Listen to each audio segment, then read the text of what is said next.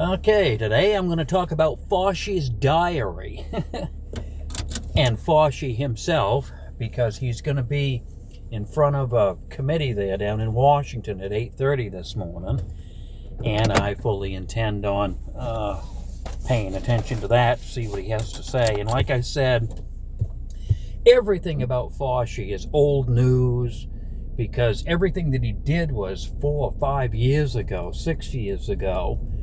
And he got done, I can't remember what year it was, but he basically resigned, and he did it mostly in disgrace, in my opinion. But if he was here, he would probably say, well, I finally reached the age where I needed to retire. But he left in disgrace because these diaries confirmed everything that people were believing then. And this is what he's going to face the music this morning about when he gets in front of that committee with them people. But I mean, this guy is just, from the diary entries that I haven't read them all myself, and I really don't have to. I've been seeing the reports where excerpts are taken out of his diary, everything that he wrote, and everything in this diary, from the sounds of it, the majority of it, it's me, I, me.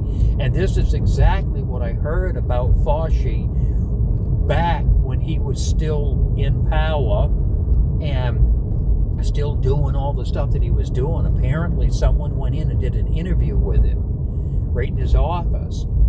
And after they got done doing the interview, the person that did the interview wrote an article about what they talked about, and then the interviewer added that they noticed that in the office that he had while working for the government, all over the walls and all over the desks was nothing but pictures of himself, which indicated that there may be a level of narcissism with this gentleman. Well, now this diary has come out and absolutely confirmed the suspicion that article mentioned years ago, without question. This guy, but it's no different than everybody else that works in Washington, really, if you stop and think about it. Everybody down there is on their own little trip, and Fauci is no different. And Fauci is a perfect example of what worries me about people that get down there and they're narcissistic. Everything is about them, and especially with him. He was appointed by Ronald Reagan back in the 80s. I can't remember what the exact year was, but it was in the 1980s. And he was allowed to be there for so long that after a while, all of these people that get appointed to a position that they no longer have to fight for, once they get it, they can just sit there forever until they decide to retire or whatever. They get it into their heads. And again, Fauci is a perfect example of this. But he was there for so long that he begins to believe that, well, when new people get elected into seats like in Congress or the White House or whatever, well, those are elected people. And yes, they have power, but they don't have enough power that he has to answer to that power. He's been there. He knows that he's not going to get fired or anything. And then he started making decisions of this gain of function. Now, if I remember right, the research that I did at the time, when this Fauci and COVID and this whole thing was starting to unfold itself and show itself to all of us, at one point the United States had decided that gain of function research was just not safe to do at all. And yes, there was probably people in the military that believed, well, we need to be able to do research using gain of function so we know what our enemies might try to do to us. And that I can kind of understand. But after everything was all hashed over by everybody that had the power to say, yes, we can do gain of function, or no, we can't. They all lean towards, no, we can't do this anymore because it's just too dangerous. It's like playing God. You just can't do this. Well, Fauci, or Fauci, however you pronounce his name, because he had the position that he had, and he felt like he didn't have to answer to anybody. He could just do what he wanted to do. And he totally ignored that and decided to take money that was given to his organization at the time that he was running, NIH, and take that money and invest it into a lab over in China that continued this gain of function procedures. Very dangerous. And then they, over there in China, somehow allowed that virus to escape. The next thing you know, you had a COVID epidemic. So then, in these diaries, it proves it conclusively versus what he was saying in the media. And this is the music that he's going to face today. You told the cameras this. No, we didn't do that. No, we didn't do this. No, we didn't do that.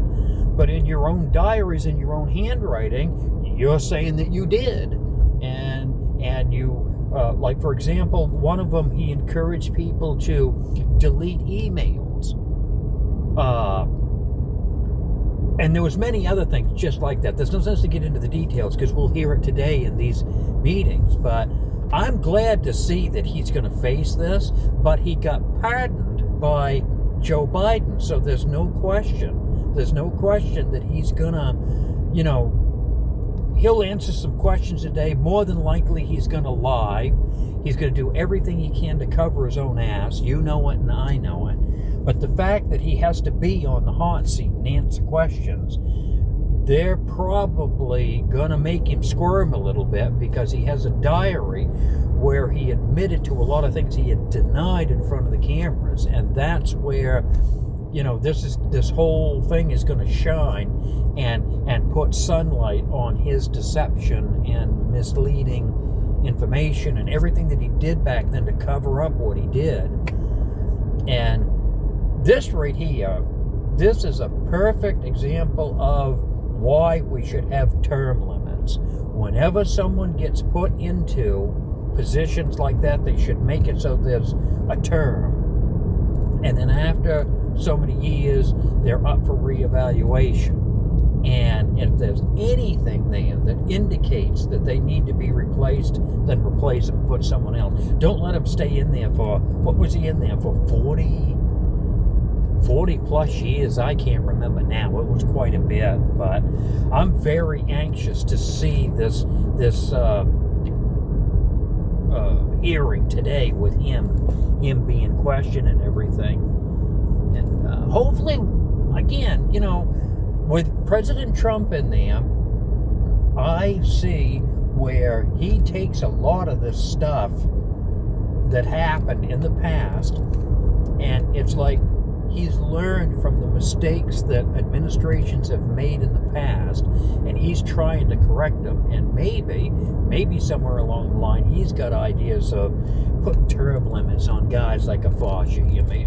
Don't let people stay in there for any more than 2 terms, we'll say, and then they have to be replaced. Maybe he can get legislation going to get passed, so that we don't have these problems and we don't have people in there that are narcissists and thinking that, I'm in this position now, I'm like a god and I can do anything and there's no limits, sky's the limit, because we can't have that with government. We just can't. And I hope that's what this gets the ball rolling on, and things can get straightened out. And I want to hear your opinion. What do you think about this? And this has really nothing to do with political parties, because Fauci obviously was a left-leaning government official. There's no question about it. He was left-leaning. But I'll be honest with you, that really has nothing to do with it. What his political leanings were have nothing to do with it. What does have everything to do with it is the main point of this video I want to get across is people who are in government that make careers out of being in government. Quite clear, it's not a good thing. Too many times, people who have those kind of positions, the power that they have winds up going to their head every time it's been done. Every time it's been done. So maybe we've learned something from this, and it's time to change things down there in Washington, and it's time we tell whoever it is that needs to do something about it to do something about it and end this career in government foolishness. It's got to stop. It's just like abuse. That's what it is. And I want to know what you think about this. Go ahead and leave your comments. Or, maybe my idea ain't good. Maybe you've got a good idea, and I'd really like to hear it. Share it. That's the whole thing. Let's get the conversation going about fixing problems that are like this. Let's fix it. Make it right. So that these things don't happen. We want things to run as smooth as they can. We know they won't always will, but if we at least try to set things up so they have to run smooth, maybe we can have better results in the future. That's the main thing. Okay, I'm going to end this here. I'm already a minute or two over my 10-minute mark, so I want you all to have a great day. I want you to like, share, subscribe, click that bell. I try to put a video out every single day. This is Politically Unfiltered. I'm Rano Betts, your host. I want to thank you for staying here and checking my video out. Don't forget to like, share, and subscribe. That really helps my channel, helps my everything. And thank you very much. You guys have a great Wednesday, July 29th, 2026. We'll catch you tomorrow, and I'll have an update. And I'll give my opinion on what Fauci said at the committees there today. I'll give you my opinions on that, and I want to hear yours too. Okay, you have a good day. We be gone.